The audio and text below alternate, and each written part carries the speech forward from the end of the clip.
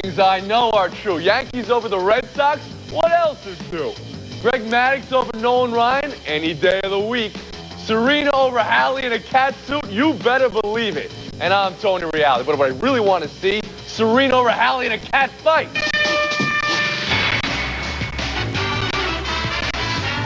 It's Around the Horn, the show of competitive banter.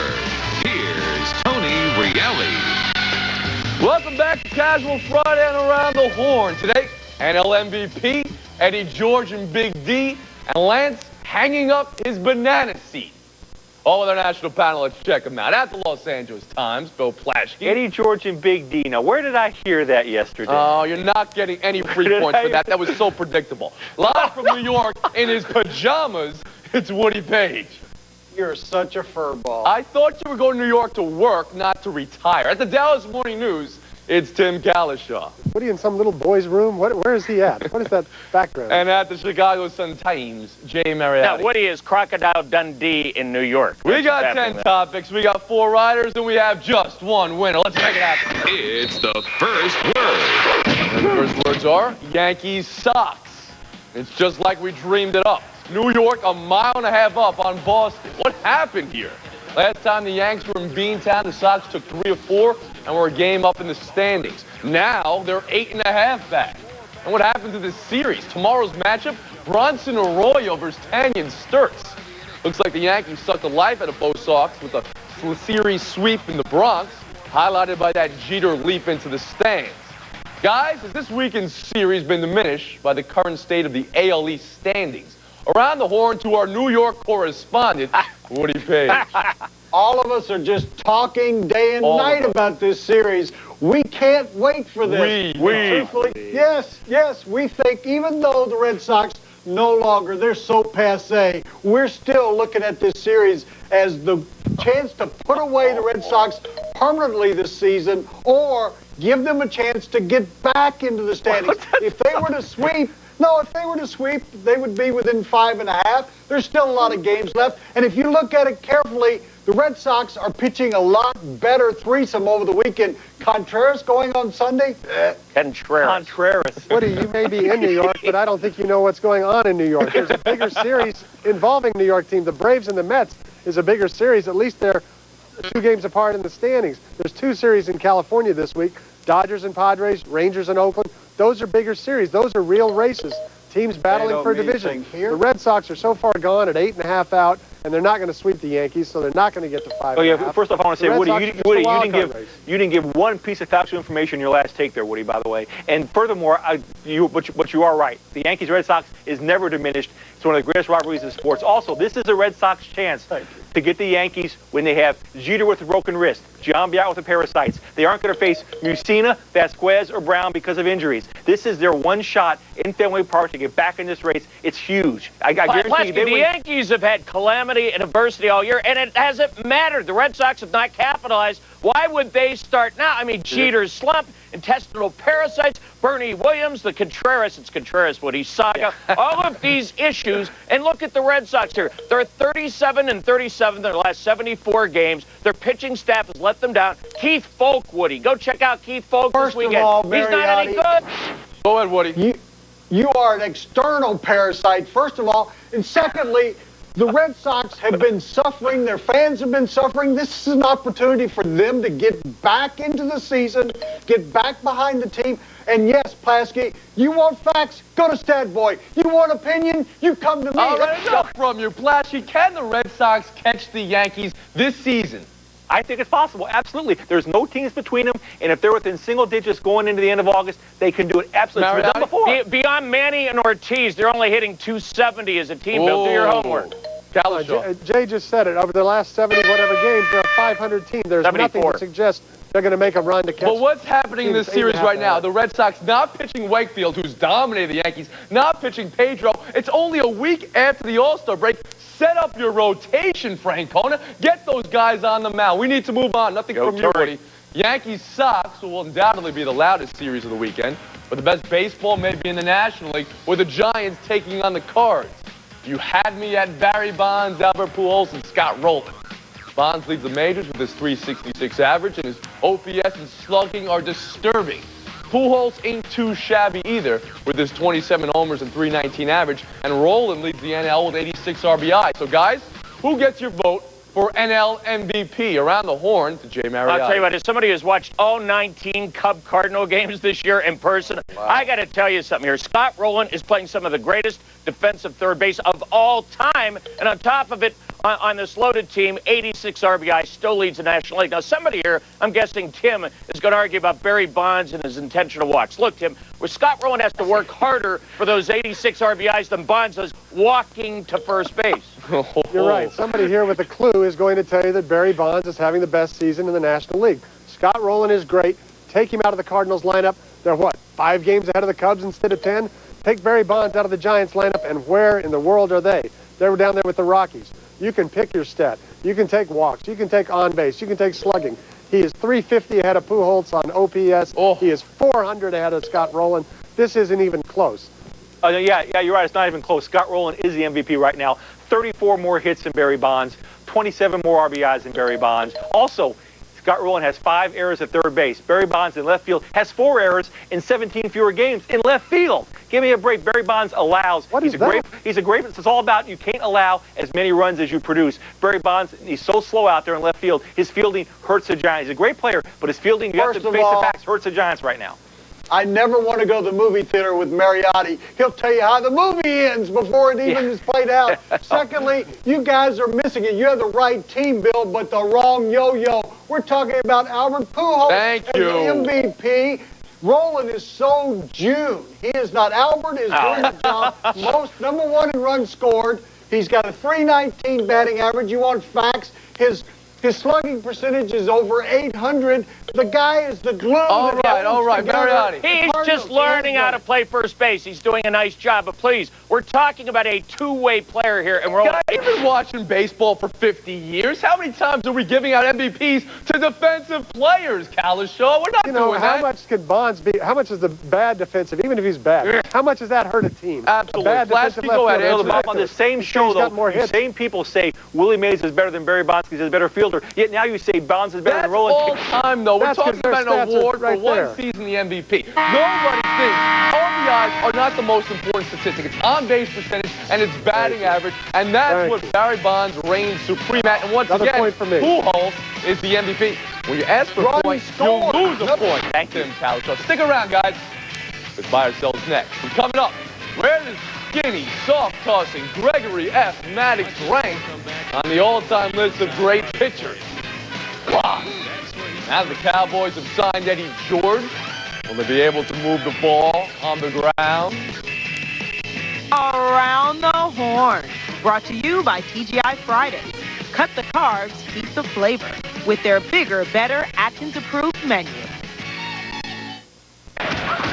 Buy or sell? Buy or sell time. Let's see what we have. Leading off, the Cowboys have won the Eddie George sweepstakes. George agreed to a 1-year contract worth $2.2 million in base salary and signing bonus. Dallas coach Bill Parcells has apparently promised George that he will be given every opportunity to win the starting running back position during training camp. His primary competition, rookie Julius Jones, the team's top draft choice. Gentlemen, buy or sell Eddie George as the starter in Dallas? Flash Keys. Like I said yesterday, a perfect fit. They did it today. He got one right. Thank you. I'm buying this all the way. He started 128 games, never missed a start in his career. His stats are similar to Troy Hambrick's. Perfect fit. All right, Woody Page. I'm selling this. I think you start the season with Dr. J, Julius Jones. He's the guy. Eddie George is all used up. This is not the right place for him to be. Really? He took less. No, I'm totally opposed to this. Sell this. Okay. Kalishaw. I wrote yesterday what Bill said, so I just don't get credit for it on this show. Yes, he will start. You know, this gives him a chance to work Julius Jones in. I think it's a good match. All right, Mariotti. I'm buying. Julius Jones can learn a lot from Eddie George. He's a warrior. I mean, the guy never missed a game in the NFL. He's a workhorse. I think he'll be the starter. Jones will eventually play later. All right, back to Kalishaw. You're in Dallas. Does this ensure the Cowboys have a playoff spot this year? No, there's still a lot of questions on this team, and a lot of people think they were lucky to win 10 games. So this guy right here, 10-6 last year. They shouldn't have won about 3 of those games, especially that Giants game. Let's move on. If you listen to Jay Mariotti, which I would not recommend. Whoa. The entire city of Chicago is in panic about the Cubs' pitching staff. I never wrote that. But it's kind of hard to feel bad for a team with a number 4 starter with 298 career wins. Greg Maddux was masterful in beating the Reds yesterday. 4 hits, 2 runs, while going the distance in just 93 pitches. It was Maddox's 2nd straight complete game and his 9th win of the year. Boys, buy or sell, Greg Maddux is the best right-hander, not named Roger Clemens, of the last 50 years. Woody Page. Oh, absolutely not. I got to sell this. Have you guys ever heard of Bob Gibson? When he hit you, you stayed hit. Oh. It didn't matter whether the mound was flat or as high as Pikes Peak. He was the best right-hander, the most feared right-hander, the best ERA, the best postseason pitcher, Bob Gibson. All right, Kalisha. In the midst of whatever he just said, he did hit on one thing about the postseason, and that's the problem I have with Maddux, and why I have to sell this. He's had numerous chances in the postseason to add to his legend, has failed miserably quite a bit. Tom Seaver is the best right-hander of the last 50 years. Maddux not is the named 500 Roger pitcher in the postseason. Mariotti. I got to sell too. Look, Greg is the best control pitcher of all time. He did it in the 90s, the hitter's era. But I got to sell this. I have an affinity for power pitchers. I got to go with Woody and Kalishaw, Seaver and Bob Gibson. Have an affinity for power pitchers. Well, excuse me. Flashy. You guys are unbelievable. You have an affinity for power pitchers, yet you forget Nolan Ryan. All 3 of you all forget Nolan Ryan. Didn't forget him. Twice as many strikeouts as Maddux. Twice as many shutouts as Maddux. 7 no-hitters to no. What's the pitcher? 5 times as many walks as Maddux. 5 times as many losses as Maddux. Come on, Greg Maddux, the best control pitcher of all time, and there's nothing wrong with that. He's going to win 15 games for 17 straight seasons this season. Count on that. Let's move on. The champagne is on ice, and with each and every pedal, Lance Armstrong comes closer to his record 6th straight Tour de France victory. But there's talk that Lance may take his record and run. While the New York Times reported Friday that this could be Lance's last Tour de France, Armstrong said after today's stage 18, quote, "I'm not saying I never do it again. I'll do it again before I stop." Buy or sell Lance calling it quits after the record 6 in a row. Kalisha.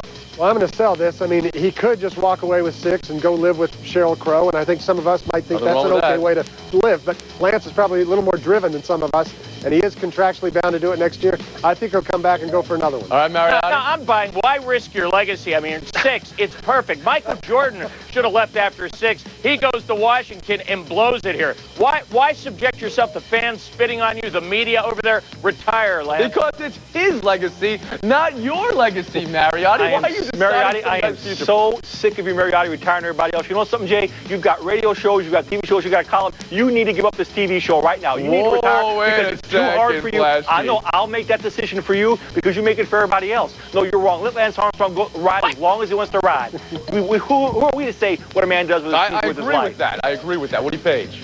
I'm selling this. I don't care whether he goes and lives with Sheryl Crow or John David Crow. Here's the point. If he wants to continue racing and win another one, he should have every opportunity to put the record way away. 7, 8, 9. The guy is still in great shape, and he's still winning going away. And I watched his race today on the Outdoor Life Network. That old network is like a commercial for Lance Armstrong. Every single second, another promo for Lance Armstrong. Just give him the title and let him win for the rest of his life. That's going to make everybody happy.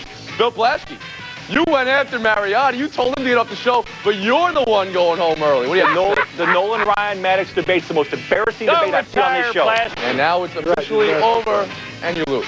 And then there were 3. Rest of you guys remain seated because coming up, when choosing words for Halle Berry, is action hero the most accurate noun?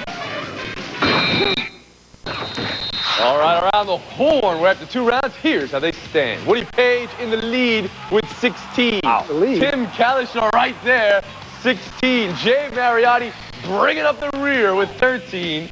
And Bill Plaschke, well, he was just a little bit bitter today, and there's no room for that on this show, so he's out. It's out of bounds. Leading off, the San Francisco Chronicle reports that the ex-husband of Marion Jones has told federal investigators that Jones was using banned performance-enhancing substances at the 2000 Olympics. C.J. Hunter, a disgraced American shot putter who failed 4 steroid tests himself and was banned from competition for 2 years, says he personally injected Jones with illegal substances. Jones' lawyer issued a statement accusing Hunter of making up the claims.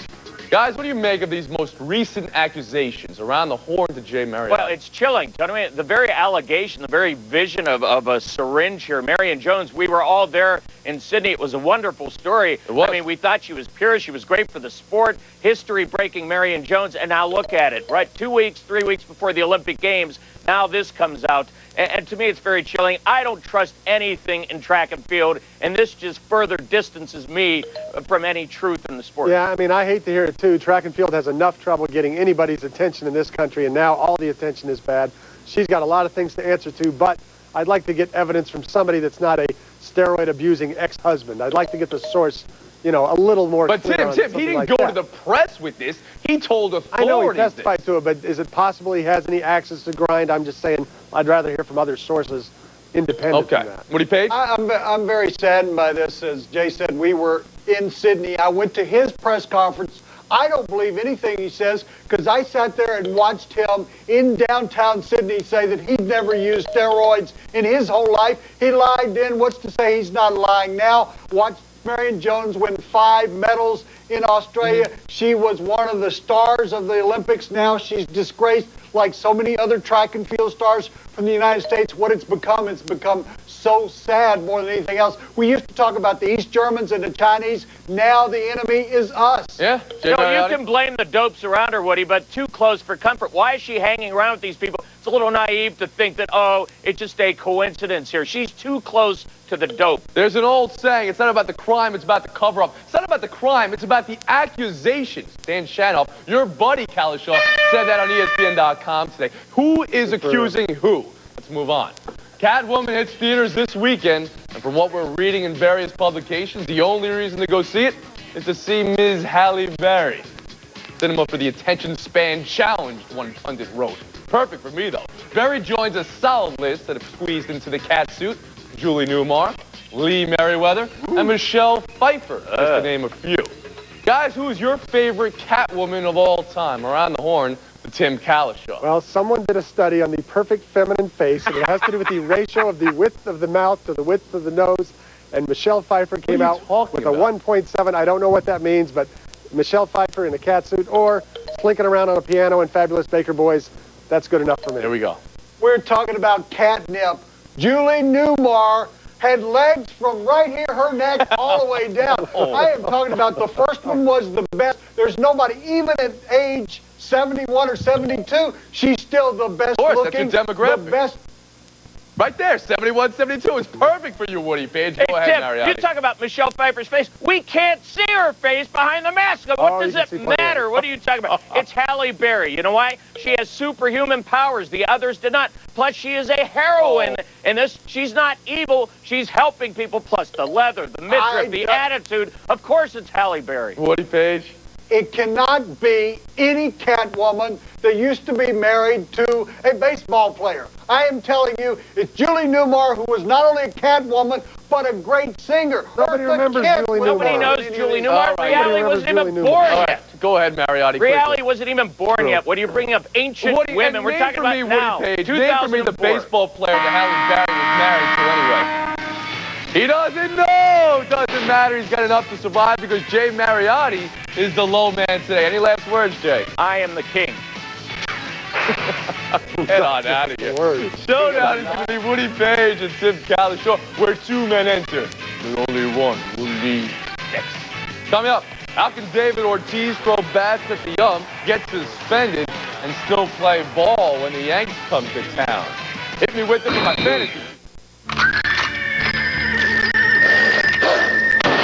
Showdown time, Pajama Boy versus Texas Tim. Let's get it going. Leading off, Cooperstown, New York, the place to be this weekend for baseball's annual Hall of Fame festivities. Dennis Eckersley and Paul Molitor get the call for the well-deserved honor, and there'll be 2 rarities in the hall. That's just the 3rd closer, Molitor, the designated hitter. Guys, who's the one player on the outside looking in at the hall that you would vote in right now? 15 seconds. Woody, go. I should get the full 30 seconds. Goose Gossage definitely belongs in there with Eckersley. 310 saves. He would come in the 7th inning and work 2 or 3 innings. There was nobody more intimidating than the Gooser. Look, No one questions Sandy Koufax's Hall of Fame credentials, even though Kenny Rogers has more wins. That's because Koufax got hurt. The hitting equivalent is Tony Oliva. In an 8-year span, he won 3 batting titles, was in the top 3 7 times. The players named him MVP twice before knee injuries cut short his career. Jim, I think the writers were hesitant to vote Goss, Jim, because they didn't want to vote in a closer. Now that Eck is in, I think closers from the past like Gossage have an easier route to get in. Point for you, Woody. Let's move on. Major League Baseball laid down the law yesterday, handing down suspensions. After a week of contemplation and meditation, it was decided that David Ortiz earned himself a 5-game vacation after hurling 2 bats at the Blue. 5 games also the sentence for Carlos Zambrano for twice plugging Jim Edmonds. Guys, whose infraction was worse, Ortiz or Zambrano? 15 seconds, Kalish will go. It's still Tony Oliva, but no problem. I'll win these next 2. It's Carlos Zambrano. Ortiz flipped some bats in the general direction of umpires. That's different from throwing a baseball 90 miles an hour at a hitter. And has Zambrano ever watched Sammy Sosa hit a home run and see what he does when he does it? You've got to realize Ortiz with a bat in his hands, throwing 2 bats toward the umpires. He could have hit anybody. He shoved his manager, Francona, into the umpire. He certainly did something a lot more damaging.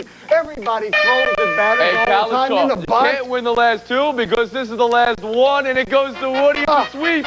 15 seconds of yours. Woodrow, go. I am so excited about this time of the year. Yes, there's been a lot of good talk about baseball. This season has been great. But guess what's starting next week, guys?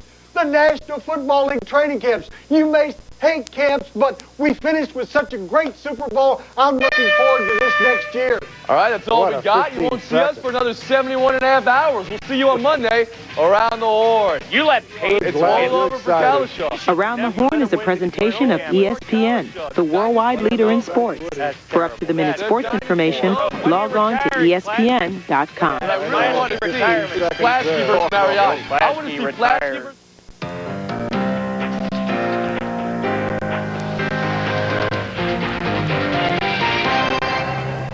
Pardon the interruption, but I'm the easily replaceable Dan Le Batard. And don't worry, it's my final day as co-host. Tony Kornheiser, and come on, Dan. You're good enough, you're smart enough, and gosh darn it, people like you. That's a good impersonation. I like you. Insincere, but good. Insincere? I don't want you to take the fall all the time for being hateable. You kicked me off the show yesterday. You demoted me for Stephen A. Smith, someone quieter and less arrogant. Well, a man's got to do what a man's got to do. Welcome to PTI. Wilbon's out, so I'm joined by the huggable Dan Le Batard of the Miami Herald. See, I called you huggable. Do you feel huggable? Sexy. I feel sexy more than huggable. You're not sexy. We begin today with Marion Jones. In the past, Marion Jones has said that the reason she has never failed a drug test is that she has never used any performance-enhancing drugs. Now, according to reports from 2 Bay Area newspapers, Jones's ex-husband, the disgraced shot putter C.J. Hunter, has given testimony to federal authorities in which he claimed that he administered steroids to Marion Jones before the Olympics in 2000 and that he watched her administer steroids to herself during that same time.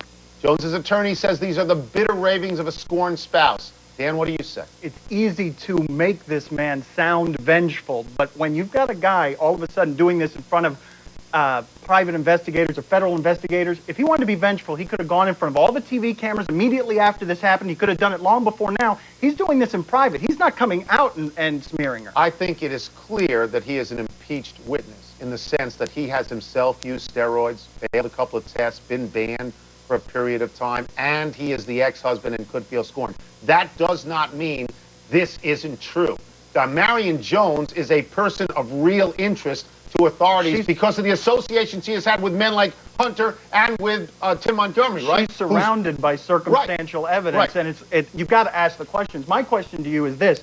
When do we get to the point where we're enjoying some of these things? Lance Armstrong, is he doping? Barry Bonds, is he doping? Marion Jones, was she doping? Why don't we look at the Detroit Pistons and start there, too? Are they doping? Do you think that it is invalid to look at somebody if they are unleveling the playing field? It just depresses me. The cynicism depresses me that we can't ever enjoy any of the greatness. Well, gosh darn it, I want you to feel good. I'm doping. We're still waiting for that big ego headbutting promised by the combustible Jerry Jones-Bill Parcells marriage. Maybe this is the start of it. The Cowboys signing Eddie George. Jones reportedly wanted George, but Parcells reportedly didn't. Parcells evidently thinks George is a spent running back who will slow the development of top draft pick Julius Jones, But that spent running back is now his rich running back. George, a lifelong Titan, goes to Dallas for just a little more money than Tennessee was offering. Does this signing make sense to you from any viewpoint? I would have thought that Bill Parcells would welcome somebody like Eddie George, who is a veteran, who plays hurt, who is dependable, who doesn't fumble the ball. If not to be his main running back, then to tutor a but rookie. They had somebody like that, a legend in Emmitt Smith, and he ran him off. He ran him off early because he thought he was completely done. Now, by the numbers, Eddie George is done, just 3.3 yards a carry. But I don't think it is a bad place for him to land. And I remember Bill Parcells specifically saying last year, because everybody looked askance when he signed on with Jerry Jones, I remember him saying, in certain decisions, the owner is going to have his way because the owner pays me. But this is a running back with 8 years. He hasn't missed a game. That's a lot of mileage on that body. I'd like to see, he likes fresh, talented guys. He doesn't. No. Bill Parcells has a history of taking old running backs like O.J. Anderson and staying with people like that. That's the one guy. That's the one guy. How many Super Bowls did he get him to? Come on. A possible shakeup in the primetime NFL schedule is being reported in USA Today. League sources have apparently been talking about the possibility of moving Monday Night Football, a staple on the ABC schedule for more than 30 years, to ABC's cable subsidiary right here, good old ESPN. It is possible that ABC would pick up a Sunday night game in prime time, but it is also possible that NBC would want to bid on that primetime Sunday night game. And I cannot see the Monday night game going to cable. I can't see it. That's because you're a musty romantic. I look at this game as not nearly the cultural icon that you look at it. I've seen sports thin out across all the channels now. People are going everywhere else to get their sports. They've lost half of their viewing audience since 1978. 71% of America has cable. That means almost 1 in 3 households do not have cable. ABC's Monday Night Football has been a top 20 show consistently for about 30 years. Why would you dump that out with the bathwater? It's losing money and it's losing viewers. No, it's ratings that held. No, it's unlike other things, it's ratings held last year. It held last year yes. after a lot of dropping. Well, since 78, since 1978, they've lost half But if it their held audience. last year, why wouldn't you think that was a trend to hold and then move up? They're still losing a lot of money. The ratings still aren't good for Monday Night Football. They're still as low as they've ever been. And they are higher than 75% of everything else on TV. People come here. It helps you here at this network. You want more things here. Bring friends over here. I don't want Seinfeld you here. over here. Well, I want Wilbon here. He's the smart one. He went to Venice, as geographically far from you as possible. Lance Armstrong says he's returning to the Tour de France. The New York Times quotes an anonymous official saying he isn't. Tony, if you're Lance Armstrong, and I've got to be honest with you, when I look at you, I see unprecedented athleticism. If you're Lance Armstrong, should you quit on top or keep returning to see how high you can climb up the mythical mountain? If he gets 6, if this is a 6th straight, which makes him the guy in the history of cycling, then what you have to worry about is losing, and this somehow hurts your legacy. And you'd say, well, if he worried about that, he'd quit already. No, because he was going to become the #1 guy. I don't think Lance Armstrong thinks about losing. I have no idea what he thinks about. And with Sheryl Crow in the picture, I don't much care what he thinks about as long as he's got Sheryl Crow in the picture. But he is now a multinational corporation. How lecherous you sound when he you is say a things like that? Please don't say lecherous on the air. Coming like with that outfit.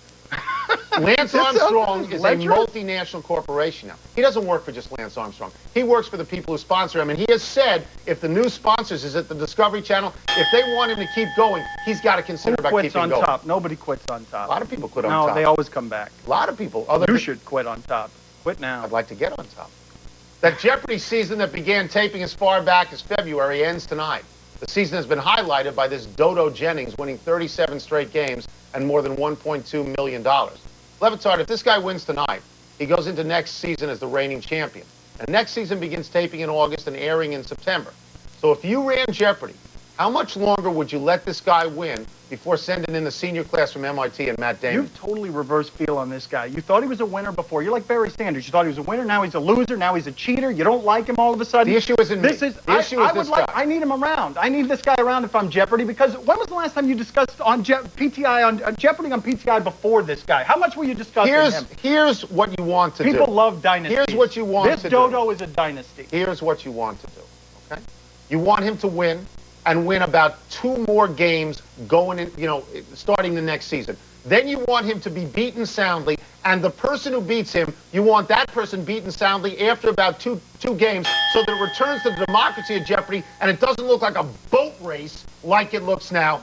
Thank you. The democracy We're of taking Jeopardy? a break, but when we come back, the Yankees head to Fenway to take on the lifeless Red Sox. What's wrong with the Sox, and how does it get fixed? And later, the Cavs get a new player to play alongside LeBron. You're very aggressive today. I'm feeling hungry. Pardon the interruption. Presented by Red Stripe. It's beer. Hooray, beer. The Yanks and the Sox start a 3-game series tonight. While the Yankees have been great, the Red Sox have been flat since May 1st. For answers, we turn to Dan Shaughnessy of the Boston Globe. Danny, what's wrong with the Sox? You know, the numbers really don't add up, Tony. What can I tell you? I mean, offensively, they've got great numbers. The pitchers, Schilling and Martinez, have pitched well. Folks pitched pretty well. And the wins aren't there. They're 8.5 behind the Yanks going in tonight.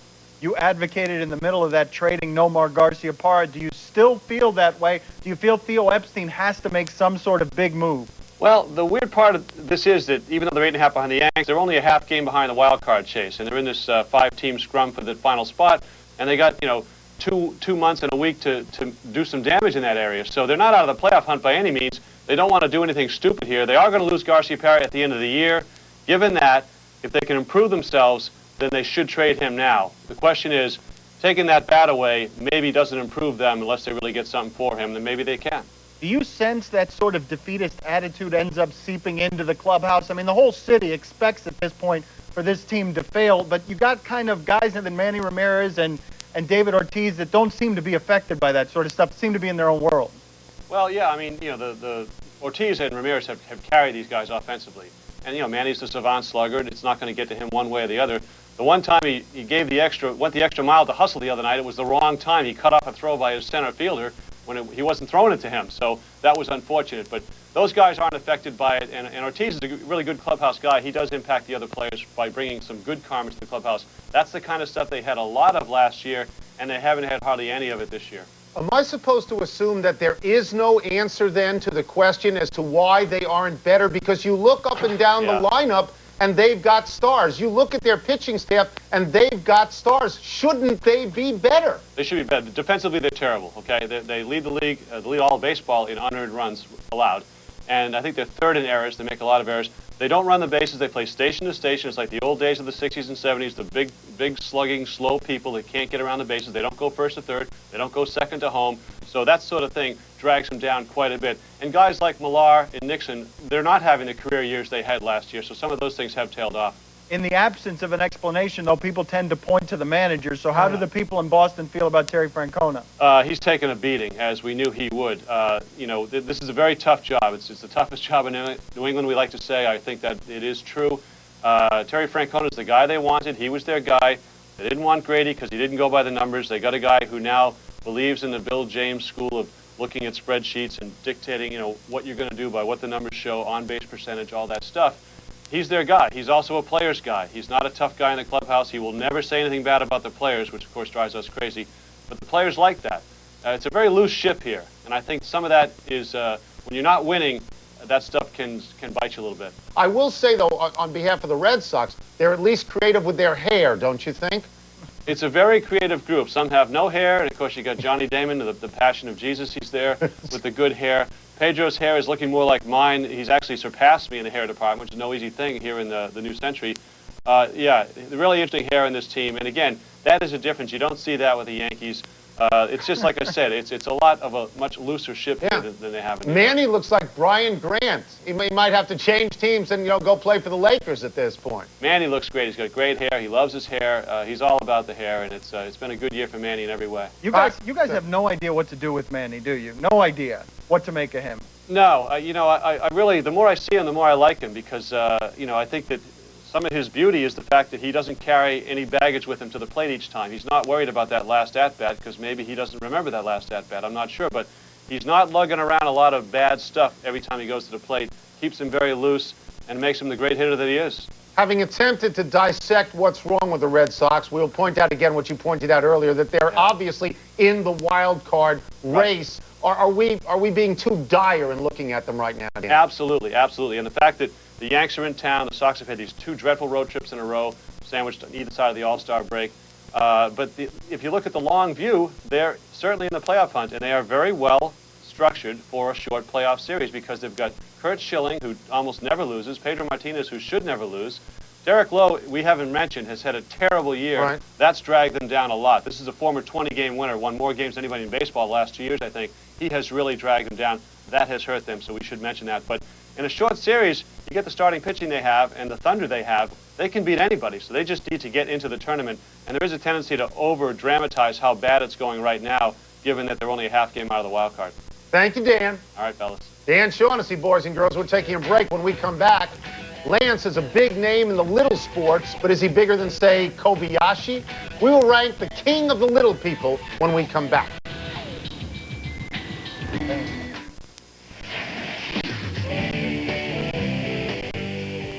With Lance Armstrong running away with his 6th Tour de France, we got to wondering just who is the most impressive athlete in the secondary sports, or as I like to call it, who's king of the little people? What do you got? How's this game work? You just yell at me Hold and that then up. shout next Lance again? Armstrong is first. Here's what I have to say about Lance Armstrong. He's won 6 in a row on the road in hostile territory with people taking shots at him all the time. And he's got Sheryl Crow at his side. So what are we talking about? He's the king of the littles. There's footage of him like holding up a glass of champagne while he rides his bicycle. How difficult is that? He's the king of the littles. Put him up on the board. For now. For now. Who's next? He's coming down, I can assure you that. Michael Phelps. What exactly has this guy won?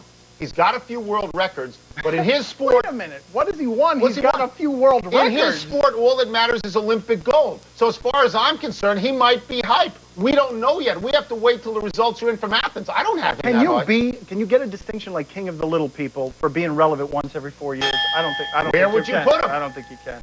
You're putting him 5th? Well, he's not even going to last there. Who's next? Tony Hawk. This is a monster right now, here.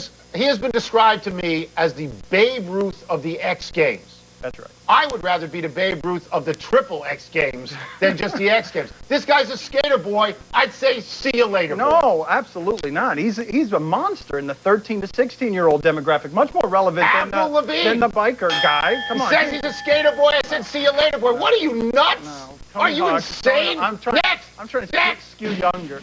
Pete Weber. This is the game where you just shout next at me. Now, he's got a lot of style. He's got the great crotch chop.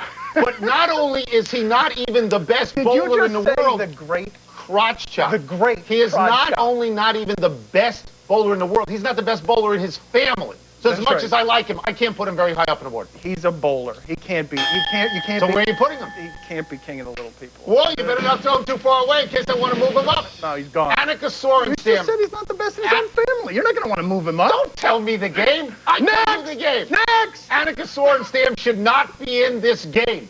She's the best female golfer in the world. She's won 51 tournaments. She's not even 34 years old. I reject the notion that she's one of the littles. I do. So you want to throw her? I'm not going to throw her. Go ahead. But I don't have any argument for that. You're adamant. Chris Moneymaker walked into the World Series of Poker and won as a rookie. He's bluffing. Well, I mean, that to me, maybe he won too early. Maybe he got in before, like, poker hit its peak. If he walked in here right now, I wouldn't know him if he shook his moneymaker. He made poker relevant, and poker's huge right now. I wish I invented the lipstick camera. This is a monster. And this guy's a monster. Do you know why poker's Lance huge Armstrong's now? going because down. in your little universe, it's because you play it It's a now. monster. It's got bigger ratings than this What's crummy next? show. Mike Yaconelli? Bass Fisherman. Mike Bass Fisherman. I never even saw this guy until 3 days ago. He shakes his moneymaker. Well, I understand that. People tell me that bass fishing is the next NASCAR. Really? They're going to rev up the boats? That's as right. far as I'm concerned, this guy stands around in a boat and waits for a fish to bite. He ain't going on my board, but you put him wherever you want. Well, as opposed to the guy who sits around and waits for an ace draw. Where are you putting him? I don't know. I don't want him on the board either. And put him down. Who's next? Michael Schumacher, is I believe how that's pronounced. Schumacher. He wins every single Formula One race. Right. He is the Lance Armstrong of Formula One racing. And here's the critical factor. Have you ever seen the women at Formula One races? They are so hot. Lecherous They again. are so hot. Explain this to me. How are we doing He's the measurements on this? Money, fame? How are we doing the measurements on this? King of the Littles. The guy won $80 million a year. King of the Littles. Right Where do here. you put That's him? Tiger Woods Where money. do you put him? That's Tiger. I'm moving everybody Rearrange your down. board. That's fine. Rearrange your board. He's You still a have monster. Tony Hawk 1? No, I don't like that. You're right. You got him first. Schumacher is first. Schumacher. Who's next? $80 million a year. Who's That's next? enormous. Oh, this guy's bigger than all of them. Right here. Kobayashi This is the my man. monster right here. Kobayashi is the man. He has only lost in one hot dog eating contest. He lost to a ravenous Kodiak bear. But against humans, he remains undefeated. Now, losing to a bear is not good because, for example, Annika Sorenstam would not lose to a bear. Still, right. I believe he is losing to a bear is not good. Where do you put him? He has done, he doubles, like this guy, he just beat Le Mans, right? He just beat Le Mans record. It's been done before. He's going right to the top. Somebody else. No, right here. No, but what I'm saying here, I actually think he just beat that guy, Miguel Indurain. What am I saying here? Hurry up! We got more to go. No, so you're rattling me. All right, hold up the other one. I'll keep working on it. The next one. Ken Jennings, the Jeopardy guy.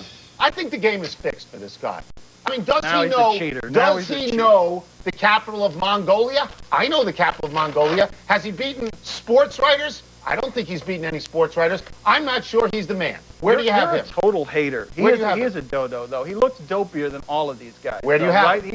If it was king of the dopey people, he'd be at the top. Is this your board? This is my board, right here. This is my board. Are you sure that's your board? I got Kobayashi. Yes, your board's idiotic. Yeah, no, it's all coming down. Why is it? Why because are you your doing board that? is stupid. Why didn't I get to go? Here we go. Second. Here we go. What a crap. You went first. Lance Armstrong is number 1. Michael Schumacher, which I do the board, is number 2. Down the board. Number 3 is Kobayashi. Nobody can eat hot dog like Kobayashi. You're making a number serious list with a hot here's dog your boy, on it. Tony Hawk. See you later, boy. And number 5, the dodo of dodos, because he continues to win. Ken Jennings, that's it. That's the list. That's not the list. Time for a break. List is a crap. You're not huggable anymore. Kobayashi. Don't go anywhere because we still got to talk about the latest Randy Johnson scenario, trade scenario, LeBron's newest teammate, and Robert Evans back on the market for wife number 7. That guy is so cool. He's cool. You got Kobayashi 1? I thought you had Tony Hawk 1. No, Kobayashi was 1. You don't even pay attention. You just listen to yourself talk and then scream, next! Next! Commercial, next! Next! That's the game. You know. Pardon the interruption. Presented by Red Stripe. It's beer. Hooray, beer. Hey, Dan, you know, you should think about going to food chain camp. It could help you. Happy time, people. Happy 36th birthday to Gary Payton. Still with the Lakers, even after suffering through a miserable year by his standards, 15 points, 5 assists. Maybe now that L.A. will switch out of the triangle offense, Payton will have a resurrection. I don't know what happened to him. I would have made the argument he was better than Jason Kidd for the last decade or so, and he completely fell apart last year. Look, it didn't work. He came in there to win a championship, and he did not help. He was awful. Happy anniversary, Vanessa Bryant. On this day last year, it was first reported that your husband bought you a $4 million diamond ring. The day that happened, Mr. Levitard was here and hosting the show and had one of the great lines ever uttered on PTI. Kobe put a mid-level exception on her finger. And that was the only ring the dysfunctional Lakers produced last season. Another great line. Happy trails, Robert Evans' 6th wife. You've been divorced after just 7 months of marriage. Her name is Leslie Ann Woodward, and she's out on waivers right now. The kid stays in the picture, but the 6th wife out the door. You're the king of lechery. Is she hot? Was she hot? The king of lechery. All of his wives are hot. All of them. What does he do? Time to find out what we messed up. We go to our celebrity stat boy, Howie Schwab of Stump the Schwab. Hey, Robert Evans still has work to do. Zsa Zsa Gabor was married 9 times. Hey, Tony, you mentioned earlier Lance Armstrong's 6 Tour de France titles. You got to wait till Sunday till he crosses the line. Also, earlier on, the Red Sox half game behind in the wild card chase. No, they're actually a half game ahead. And finally, a reminder, Stump the Schwab, 7:30.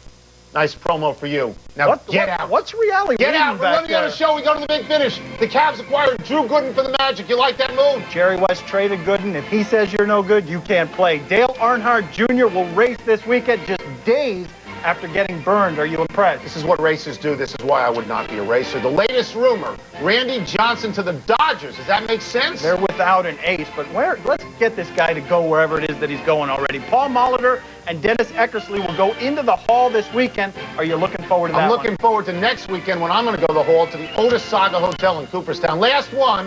I didn't kick you off the set today. Are you going to thank me? You look like you want a hug. No touching. You want a hug. We're out of time. We'll try and do better the next time. I'm Tony Kornheiser. And I'm Dan Levitard. Have a great weekend. SportsCenter is next. Why the Eddie George signing has caused a rift between Jerry Jones and Bill Parcells. Come on, man. Come on, he's so damn huggable. PTI.